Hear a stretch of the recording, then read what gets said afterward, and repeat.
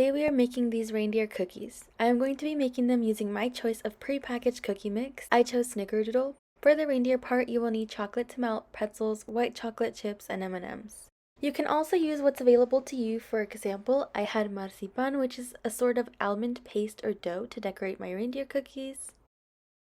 To make my cookie, I just followed the instructions on the back of my package.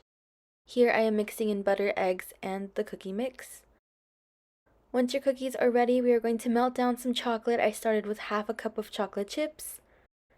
With this, I decorated 5 cookies, so measure that to how many cookies you're making. Make sure your chocolate is fully melted and begin to lather it over your cookie. Try to make it as flat as you can.